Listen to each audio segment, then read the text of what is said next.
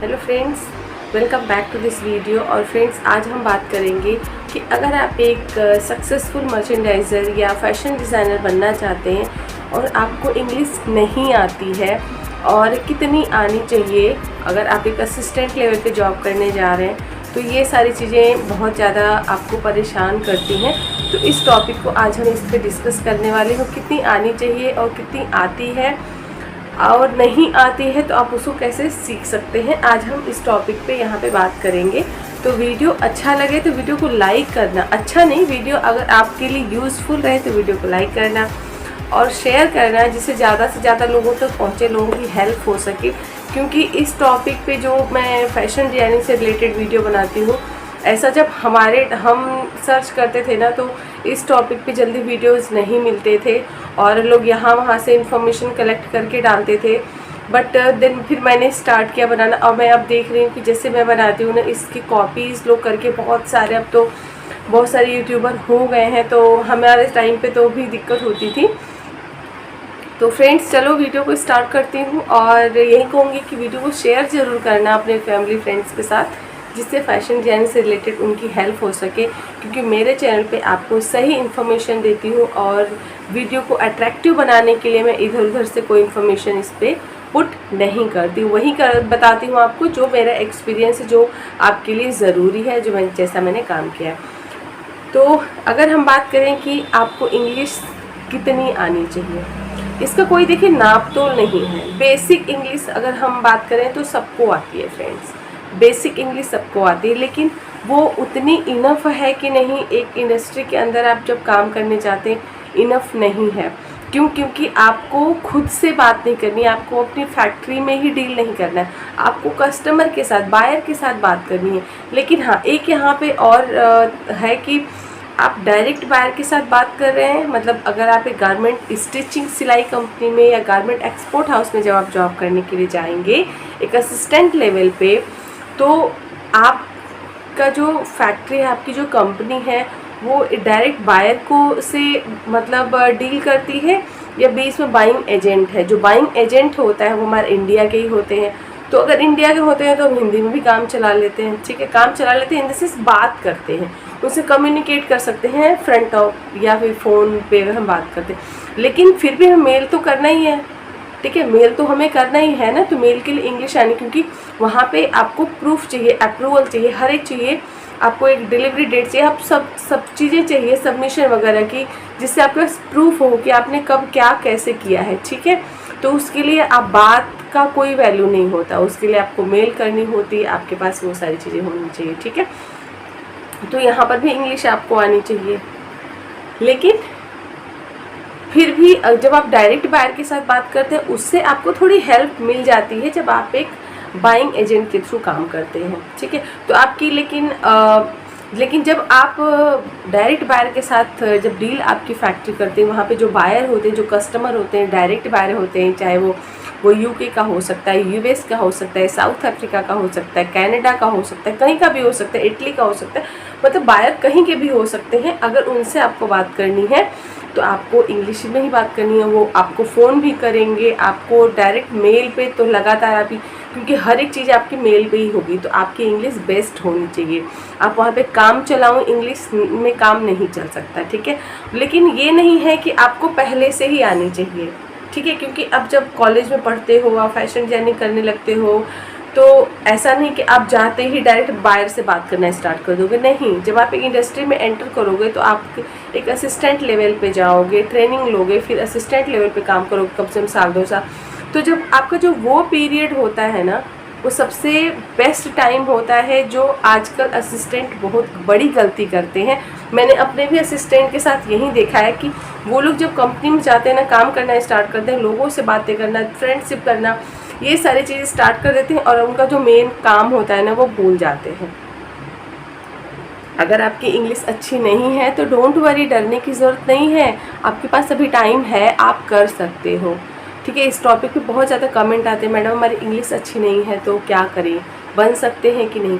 बिल्कुल बन सकते हैं, हमारी भी इंग्लिश बहुत अच्छी नहीं थी जब हमने जॉब स्टार्ट किया था। लेकिन ये है कि हम कैसे इंग्लिश आप अपनी करेक्ट कर सकते हैं, वो आज हम आपको एकदम बिल्कुल डिटेल में बताएंगे, 1 बाय 1 बारीकी से। आप इसको ध्यान से देखना, क्योंकि आप जब इंडस्ट्री में एंटर करते हो, आप असिस्टेंट लेवल पे हो ना, तो कम से कम आप साल 6 महीने तो आप काम करोगे असिस्टेंट लेवल पे।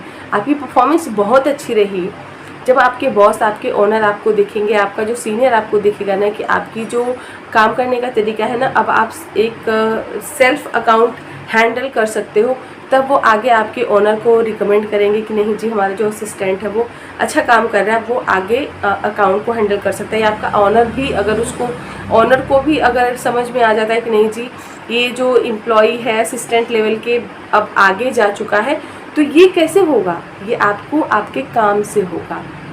ठीक है, तो काम कैसे करना है कि जब आप एक फैक्ट्री के अंदर काम करने जाते हैं, इंडस्ट्री में काम करने जाते हैं, आप अपना एक टारगेट लेके चलो कि आपको 6 महीने या 1 साल या 1.5 साल आपको एक असिस्टेंट लेवल पे काम करना है।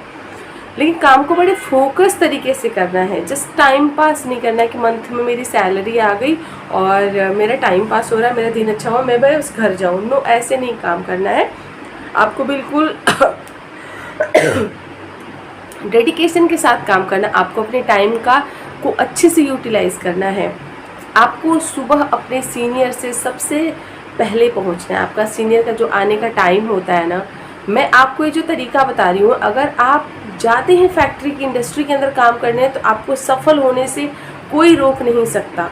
ये बहुत ज़रूरी होता है। जो आजकल असिस्टेंट को समझ में नहीं आता, उनको कोई गाइड ही नहीं करता, तो कोई गाइड करता है तो उनको समझ में नहीं आता। क्यों? क्योंकि अपने रास्ते से भटक जाते।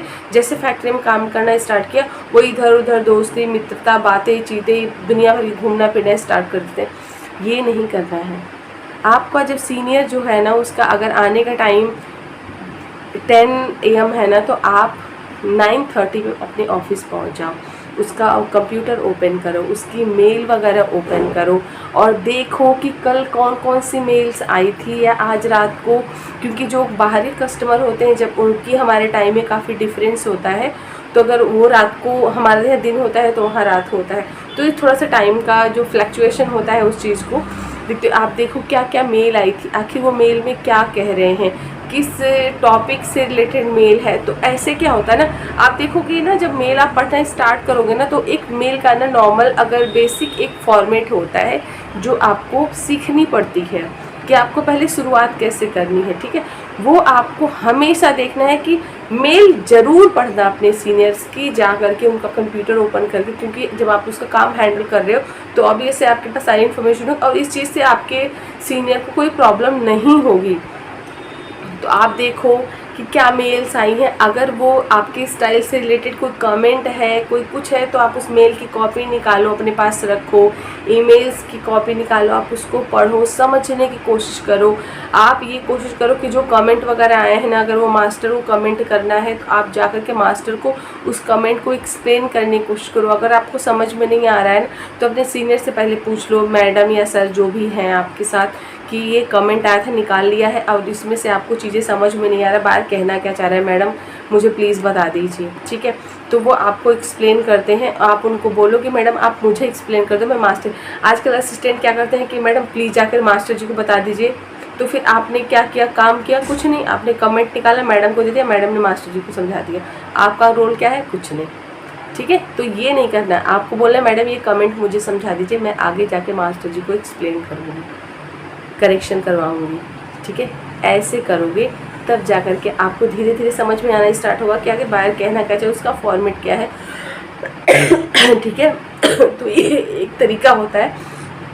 हर एक चीज़ मेल पे ही आती है, हर एक चीज़ इंग्लिश में ही आती है, इसलिए इंग्लिश सीखना ना, आप 6 महीने अगर आप एक तरीके से काम किए ना, आप इंग्लिश सीख जाओगे। बाहर को मेल कैसे होता है, क्योंकि ना उनका जो बेसिक फॉर्मेट होता है बिल्कुल सेम होता है। करना स्टार्ट करोगे ना, अपने आप आ जाएगा। फ्रेंड्स, कोई बहुत डिफ़िकल्ट है, बहुत हुआ नहीं है। अगर आपकी इंग्लिश पहले से बेस्ट है फिर तो कोई प्रॉब्लम नहीं है, फिर तो आपको बाकी काम सीखना है और इंग्लिश वगैरह की। लेकिन हाँ, जो बेसिक चीज़ें हैं वो तो पता ही होना ही ज़रूरी है ना, और वो कैसे होगा, वो काम करते करते आएगा। इंग्लिश भी नहीं आती है, कोई प्रॉब्लम नहीं, काम करना स्टार्ट तो करो। जाते ही आपको थोड़ी देर बाहर को मेल कोई करने के लिए कह देगा कि नीचे आप जाओ। ठीक है। तो इस तरीके से काम करो, कमेंट को समझो, समझाओ और जाकर के सारी मेल्स की कॉपी अपने पास रखो, उसको बार बार पढ़ो, समझने की कोशिश करो। कहीं कोई वर्ड मीनिंग नहीं आ रहा है ना तो सब गूगल सर्च से सर्च करो। आपका सीनियर अगर बहुत ज़्यादा इरिटेटिंग नहीं अच्छा है ना तो उससे बार बार चीज़ें पूछो। अगर वो कोई मेल कर रहा है ना किसी टॉपिक पे तो अगर आपने सारा काम कर लिया, आपको लग रहा है इस टाइम पे आप फ्री हो, तो इधर उधर फ़ोन देखने से बेस्ट है कि अपने सीनियर के बगल में चेयर लो, टेबल लो, वहाँ पे बैठो और किस तरीके से मेल वो करना स्टार्ट किया ना उस चीज़ को देखो और समझने की कोशिश करो। ठीक है, इससे क्या होगा कि आपकी इंग्लिश अच्छी हो जाएगी, साथ के साथ आपको एक बाहर की जो लैंग्वेज होती है कैसे मेल करते हैं वो समझ में आ जाएगा और साथ के साथ आप काम करना स्टार्ट कर दोगे और आपके सीनियर को लगेगा कि नहीं यार ये इंटरेस्ट ले रहा है, तो आपको कह देंगे कि यार जरा जाओ बाहर को ये इस टॉपिक पे या इस स्टाइल के बारे में ये मेल करना है, कर दो। ऐसा ही होता है। ठीक है, तो इससे क्या होगा ना आपकी इंग्लिश का जो हेजिटेशन है ख़त्म हो जाएगा। जितनी आपको नॉलेज नहीं थी, जब आप काम करना स्टार्ट करोगे तो आपको तब समझ में आएगा, जब मेल करना स्टार्ट करोगे ना कि जी क्या मेल करना है, तब आपको वहाँ पे फॉर्मेट भी समझ में आ जाएगा। अगर कोई कुछ गलती हो रही ना, गलती के एक्सेप्ट करने में बिल्कुल भी कोई टेंशन नहीं, गलती को एक्सेप्ट करो और पूछो। जहाँ पे जो चीज़ नहीं आती ना, एक नहीं 2 बार पूछो जरूर, पूछने से मत पीछे हटो फ्रेंड्स, मैं तो यही बार बार कहती हूँ। सीनियर्स तो बैठे रहते हैं बेचारे, यार हमसे कोई पूछे, लोग पूछते ही नहीं है, अपनी दुनिया में खोए रहते हैं। क्या कोई गलती हुई डांट खाने से क्या प्रॉब्लम है, डांट खाते रहो, काम करते रहो। तो फ्रेंड्स उम्मीद करती हूँ जो इंग्लिश का आपके अंदर का जो डर था ना वो निकल गया होगा और इंग्लिश बड़ा इजी है यार, सीख लोगे, काम करना स्टार्ट करोगे साथ के साथ। उसके लिए अलग से कोई इंग्लिश की क्लासेस ज्वाइन करने की ज़रूरत नहीं। मैंने बहुत लोगों को सुना है कि मेरी इंग्लिश अच्छी नहीं, मैं जा रही हूँ वहाँ पे क्लासेस ज्वाइन करूँगी, दिन जॉब स्टार्ट करूँगी। नहीं, वो टाइम वेस्ट है, उससे कोई फ़र्क नहीं। अगर आप क्लासेस कहीं ज्वाइन भी करोगे ना तो भी आपको आकर के ये काम करना ही पड़ेगा। क्योंकि उनकी फॉर्मेट अलग होते हैं। ठीक है, तो चलो वीडियो को बहुत ज़्यादा खींचते नहीं हैं। उम्मीद करते हैं आज का जो ये वाला टॉपिक था, इंग्लिश नहीं आती है तो क्या करें, कैसे करें और जॉब मेरी कैसे होगी। ठीक है, ये सारा आपको आज का डाउट क्लियर हो गया। तो मिलती हूँ आपसे अगले वीडियो में। थोड़ी तबीयत भी ठीक नहीं है, तो मिलती हूँ अगले वीडियो में। और वीडियो अच्छा लगे तो लाइक, शेयर, सब्सक्राइब करना। और जो मेरा अगला वीडियो आने वाला है ना फ्रेंड्स, बहुत इंटरेस्टिंग है, इसलिए उस वीडियो का वेट करना और देखना ज़रूर, क्योंकि आपके बहुत